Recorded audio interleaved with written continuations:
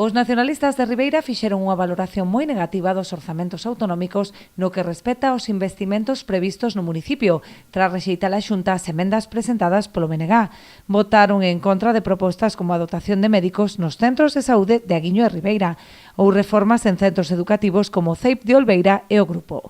En materia social, votan de menos partidas para poñer en marcha proxectos tan importantes para a veciñanza como a residencia ou a segunda escola infantil.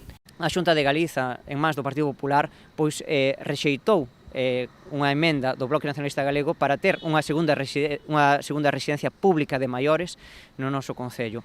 Vamos a seguir traballando, vamos a estar en riba deste asunto para que Ribeira poida contar con esa residencia pública de maiores nas Aíñas, tal e como estábamos comprometidos todos os grupos da Corporación Municipal de Ribeira e tamén do Parlamento Galego. Non imos renunciar a que Ribeira teña esa residencia por puro partidismo do Partido Popular.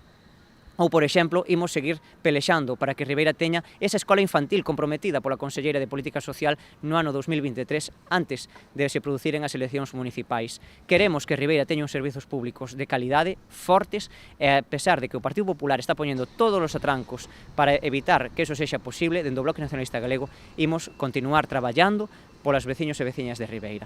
Dende o BNG critican tamén o rexeitamento das emendas propostas para o mantemento do porto, a revitalización do Parque Natural de Corrubedo ou o pulo definitivo ao polígono industrial.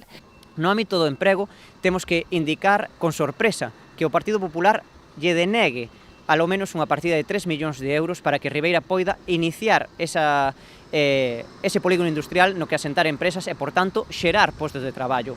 Temos que indicar que a competencia exclusiva que ten a Xunta de Galiza na promoción do emprego, na creación de polígonos industriais, non pode verse apartada por unhas decisións partidistas do Partido Popular que lle denegan recursos a Ribeira para crear ese polígono industrial. Imos pelexar ali onde sexa necesario para que Ribeira poida contar con ese polígono industrial necesario para asentar empresas, para crear emprego e, por tanto, un dinamismo económico no noso concello. O voceiro nacionalista criticou tamén a actual rexedora, a que acusa de poñerse do lado do partido en lugar de defender os intereses da veciñanza. A alcaldesa sempre escolle os intereses do Partido Popular. E iso non é de recibo. Cando unha persoa ten a responsabilidade de ser alcalde ou alcaldesa, debería gobernar para todo o mundo, defender os seus veciños sempre e en todo lugar. Estamos vendo como unha e outra vez a alcaldesa non defende os veciños de Ribeira. Véxase na sanidade, véxase nos recortes educativos ou véxase agora que a Xunta lle denega investimentos importantes nos orzamentos do ano 2026.